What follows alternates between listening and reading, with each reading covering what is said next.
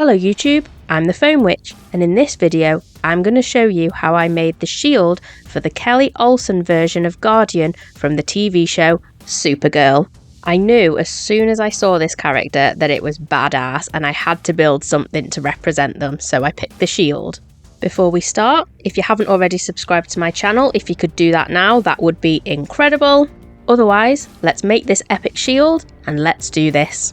So the first thing I needed to do was come up with some kind of template. Because this shield is rather large, I started by sticking loads of sheets of paper together. Once I thought I had enough sheets of paper, looking at a reference photo, I had to draw out the basic shape of the shield. This was all done completely through guesswork. I didn't know any exact measurements, but I just carried on until I was happy with what was on the paper. Now, you wouldn't believe how much of this footage I actually had to cut out of this video, mainly because my bum crack is on show most of the time. And as it's not that kind of website, I thought it best not be in this video. Although, if anyone is interested, we can discuss a price. Just kidding, no one needs to see that ever. Anyway, moving on. Once the template wasn't so large that it took up my whole bedroom floor, I then moved back into the workshop to add some more detail. If you've seen this shield before, you'll know that it's got a large, what I'm going to call centre dart shape, and it also has some edging that goes down each side and over the centre. So I measured these out at an equal distance all around, marked them on the paper and then drew them on. And I was happy with that, so it deserved a thumbs up. Then it was time for the foam. And in a shocking turn of events, I used white foam instead of black foam. Then it was just a case of tracing around the template onto the foam. And the good thing about this was that the pen marks showed up really easily. Then the foam needed cutting out. And what am I going to say next? Go on, what am I going to say next? That's right, you need to cut out foam with a sharp craft knife. Using my sharp craft knife, I cut out the foam using straight edges. There were no bevel cuts here. Perfect. I then had to cut up the template in order to mark out where the centre dart was going to go. And again, I just drew around this with a pen to leave a clear outline. When looking at reference photos of this shield, the centre dart piece looked a lot thicker than the rest of the shield, so in order to make this, I took two pieces of 10mm foam, stuck them together to give it a 20mm thickness. This then got cut out using an outward bevel cut to give it that lovely beveled edge. And because the foam was so thick, it was actually quite hard to do. And this is what it looked like once it was cut out. I have to say, not my best cutting out, but that's what the Dremel's for. It will look perfect once it's had a tidy up, which is what I'm about to do here using my trusty Dremel. Also, if you Dremel in foam, please wear a respirator because you don't want that foam dust going into your lungs. Using the sanding barrel attachment and some sandpaper. Wait a minute, why am I holding it like that while doing that kind of emotion? Maybe it is that kind of video.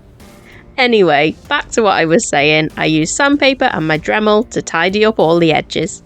And as you can see here, it worked a treat. Then it just needed sticking to the base of the shield, so I just used contact adhesive.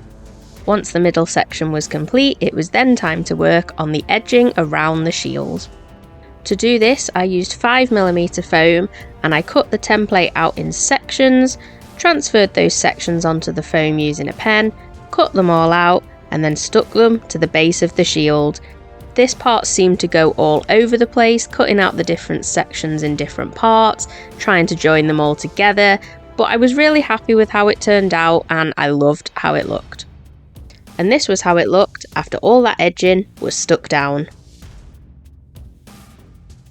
It was then time to grab the heat gun because this shield is slightly curved, so I heated up the foam and then had a bit of a fight with it to try and get it to stay in shape.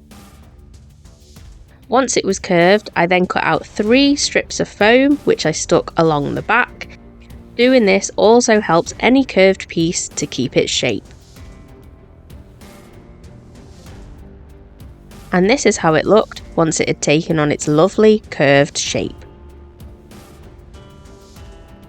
Once again, I then took my Dremel and I sanded down every edge that the shield had just to make it look nice and crisp. And I will tell you, that was a lot of edges. It did take forever, and would most people normally do this?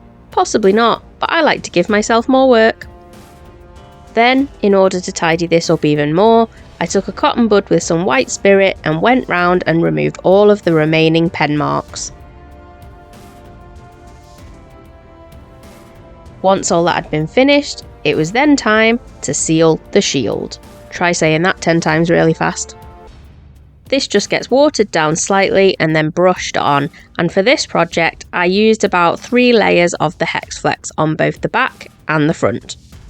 Unlike any of my other projects, I didn't use Seal Prime on this one, I just decided to go straight for the paint. This was a really great spray-on paint, and in order to get full coverage, I think I used about 3 layers.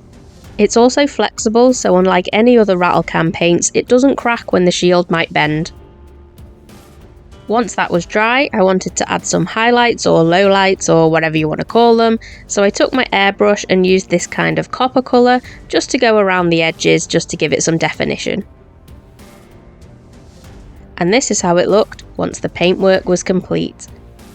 I'm really happy with how the copper colour turned out, and I like this much more than if it was just a flat gold colour.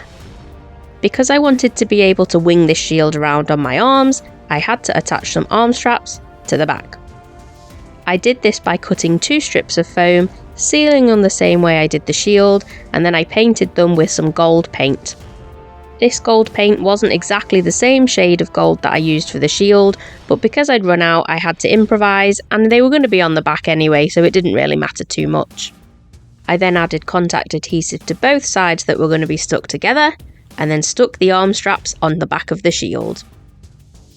And this meant that I could flail the shield around wildly on my arms. And after all of that, the shield was complete. I really enjoyed making this and I loved how it turned out. I was really happy to have made something that represents the new version of the Guardian. If you are still watching this video, I want to give you a huge massive thank you. If you've liked this video, if you could give it a thumbs up, that would be awesome. And if you like content like this and still haven't subscribed to my channel, if you could do that now, that would be incredible. Also, if you'd like to leave a comment of things you'd like to see me make in the future, I'm always on the lookout for super cool projects. Anyway, with that all done, all I've got left to say is, I'll see you next time.